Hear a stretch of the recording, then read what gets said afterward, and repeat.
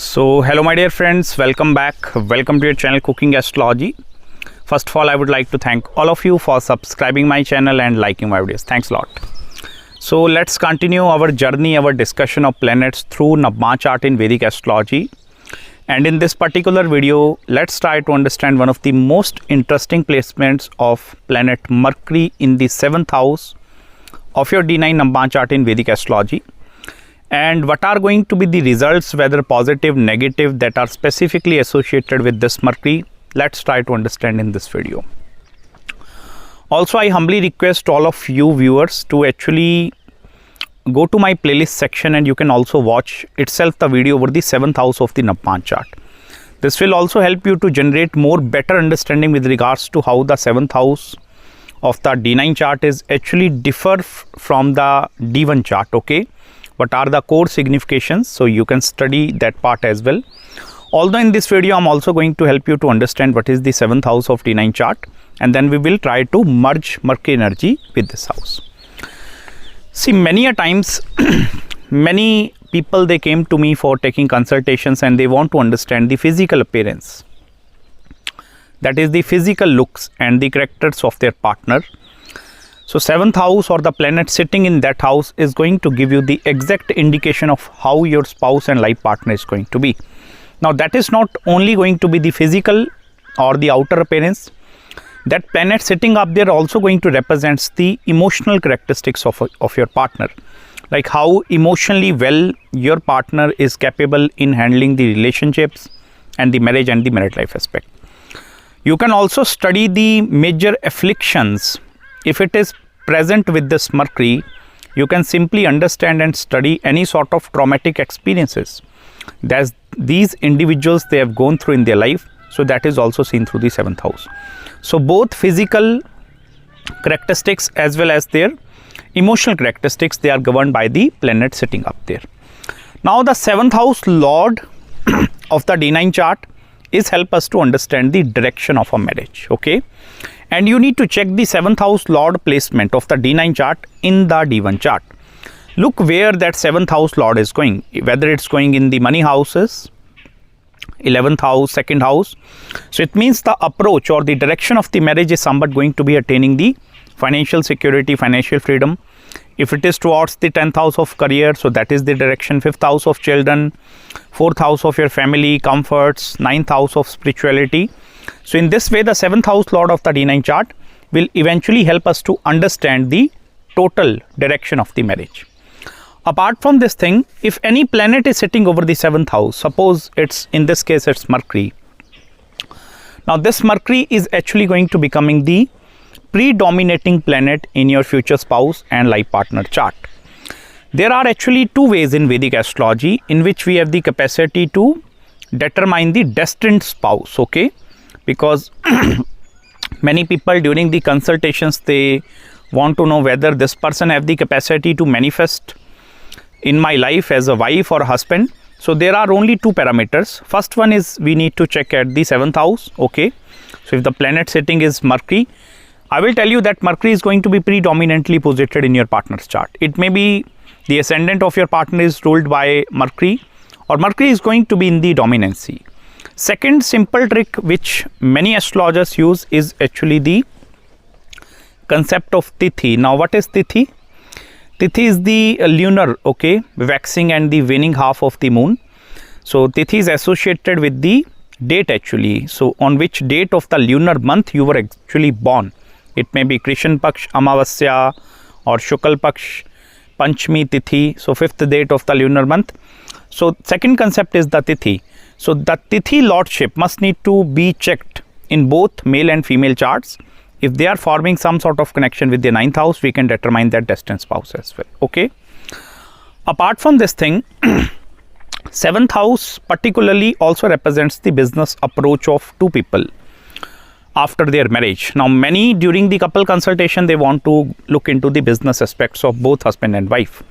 So the dignity and the strength of the planets both in the D1 and even in the D9 chart help us to understand whether in the upcoming future, if maybe right now you are doing job, so whether you have the capacity to cultivate, grow, or maybe start any sort of business in your life, that is seen through the 7th house. Now, first of all, when Mercury enters into this 7th house, Mercury actually have the capacity to dissipate a lot of energy up there, and that is naturally going to bring a lot of magnetic qualities and capabilities inside your partner. They are that kind of individuals where they are going to constantly reflect a natural charm actually. So even if they are going to be going in some sort of gatherings, you can easily recognize with this Mercury in the 7th house that charm is actually going to be 100% present up there. Secondly, Mercury also represents a very complex personality, because Mercury is not like other planets like Saturn, lean personality, Jupiter, little bit of bulky. Mercury is specifically a very childish kind of a planet, okay? So depending over which other planets are in conjunction with this Mercury, have the capacity to actually give different perspective, different physical characteristics to your spouse or life partner. But I will tell you, the simplest manner in which you can recognize Mercury is the person who is smiling most of the time, or the person that have the capacity to behave in the diplomatic manner. You can easily understand through their communication, the way how they are going to communicate their emotions, their feelings in front of other people, because Mercury specifically when merged with the 7th house of energy, this tend to become bit secretive. So you will also going to find there are going to be lot of secret association of your spouse and life partner in the profession, in the financial world, and even with regards to their own emotions as well. Benefics in the 7th house tend to absorb the energy in such a way where their main focus is actually going to be protection of their emotions. So although expressions are going to become very, very difficult up there, and even though if your partner is expressing the emotions, it's not actually going to be considered as a true emotions, which you can just initially find, okay, my father is, or my partner actually is giving me that sort of a love. So it's not necessarily it's going to be pure love. There are going to be different angles and different approaches with this Mercury. Apart from this thing, Mercury represents not very tall, not very short, average looking personality, but I told you smile, charm and magnetic capabilities are going to be present up there. Apart from this, Mercury is also going to give them some sort of skills inside them. Now these are going to be the skills which you can specifically check through the D-9 chart. Look where the sign of Gemini and Virgo is posited. If for example you are Aries ascendant, the sign of Gemini is in the 3rd house in the D-9 chart, and the Mercury is going in the Navamsha in the 7th house, it shows that communication aspect is going to be there. And it not only shows the communication aspect of the partner, it means your communication aspect is also going to be drastically improved after marriage. Apart from this thing, as I told you, the direction and the business approach with this Mercury, first of all you need to check where that 7th house lord is in the D-9 chart. This is going to give us the exact approach and the direction. But the difficulty with this Mercury will only come if there are going to be planets posited in the 1st house of your D-9 chart that actually have the capacity to deteriorate the energy of this Mercury. Now it doesn't matter whether you are having planets in very strong dignity in the 1st house of the D-9. Maybe Saturn exalted in the 1st house of D-9 chart. Maybe Jupiter in the sign of Aries in its own zodiac sign in the D-9 chart. If I will tell you any planets that are posited in the 1st house and in the 7th axis is also occupied in that case, like 1st and 7th axis of D-9 chart, some planets are posited up there. This is going to be exact representation of certain karmic blockages which are actually present in your life. It's like there is no any emptiness or no any empty space present up there. So most of the time what is going to be happening, depending over the retrogression as well, like whether in the D-9 chart your Mercury is retrograde or sitting with retrograde planet, this represents the continuous loop or cycle where you are going to deal with similar kind of a circumstances again and again and again into your life. It doesn't matter whether it's going to be your first relationship or the last relationship, you will encounter the similar kind of a circumstances again and again with this Mercury. But the positive side of this Mercury is the business approach. Most of the time I am seeing specifically with this Mercury, because this might going to be the 7th house, okay, but if you are going to use the concept of Bhavat Bhavam in Vedic astrology, this is actually going to become the 1st house of your spouse and life partner. So it means Mercury is going to be sitting in his or her ascendant or the 1st house. In this way then you can start reading the chart. Now if Mercury is in the 7th house, this is actually going to bring the combined approach of doing specific businesses into your chart. Now it also depends over whether this Mercury is in conjunction with Jupiter, Rahu, Ketu, some other technical graha. It shows different business angles. Nowadays, many couples, they are going through the healing industry, complexities like resort industries also, starting the leather business, any sort of furniture, antique jewelry pieces. So business aspect must going to be seen with this Mercury. Also at the age of 32, that is where this graha is getting fully matured in the chart. That is also going to become the main age of transformation. Now it totally depends whether this Mercury is in which zodiac sign. It showed whether the direction shift is going to be towards the career, business, or maybe entertaining certain new relationship into your life. But I will tell you, after the age of 32, you are going to see a great amount of improvement with this Mercury. In the initial stages, what is going to be happening, Mercury tend to take a very childish approach towards the relationships, marriage and the married life aspect. And because of their own known seriousness, this is becoming very, very difficult sometime for them to sustain and survive the relationship. Because Mercury is a very flickery kind of a planet, okay?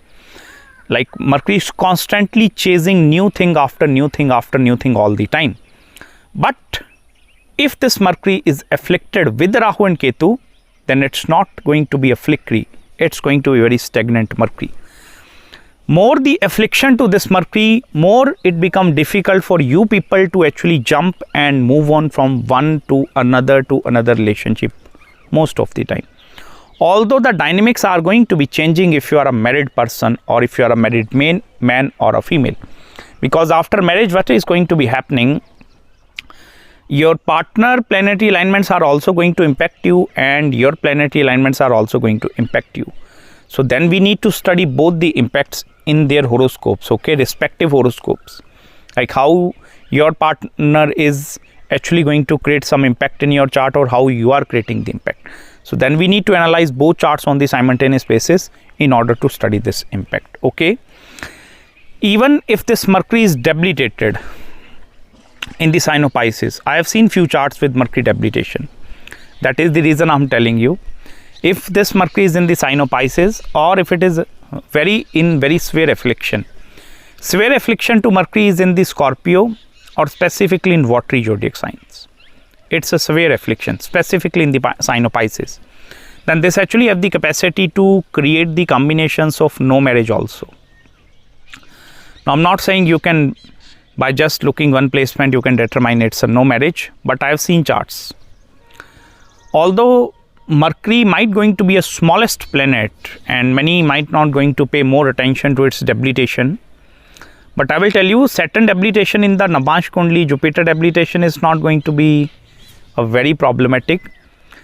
But if Mercury is debilitated in the Navamsha chart, it's a very problematic part, specifically in the 7th house. Then it shows there are going to be certain patric doshas, certain ancestral curses, or certain karmic bondages are associated in your chart. Now, until and unless you will not fulfill that certain karmic bondages, Mercury will not give you permission to get married. This will give you relationship sometime, but not the permission to get married. I have seen many a time with this Mercury people getting married after the age of 42, 45, 44 as well, 46, 48 as well. Now, that is the tenure where Rahu and Ketu axes are maturing. 42 till 48. It means the karmic bondages and bandhans are actually with Rahu and Ketu. Now, if you are going to deeply study this concept in your higher divisional charts also, like no need to only check D-9 chart, look into what Navamsa chart is telling us, Navamsha chart, D12 chart you need to check, D10 chart also. Look whether the Mercury is afflicted in most of the divisional charts or it's only afflicted in one chart. I will tell you, if the planet is afflicted in the Navamsha Kundli, you will find this planet is going to be afflicted in maximum divisional charts. And that is the reason this D9 chart is actually going to become more and more important chart when we are going to study the dignity and the true strength of the planets. So in this way, you can relate to the Mercury results in the 7th house. I hope you have gained some deep insights in this video with me. If you are having any queries, any consultations with regards to your Mercury placement, any other marriage, business, spiritual consultation, do let me know. I will try my best to get back to you as soon as possible. And till then, please take care of yourself, subscribe my channel below, and make sure to follow me on Instagram as well. And I'm going to meet you very, very soon in the next video. Till then, bye-bye and Hare Krishna.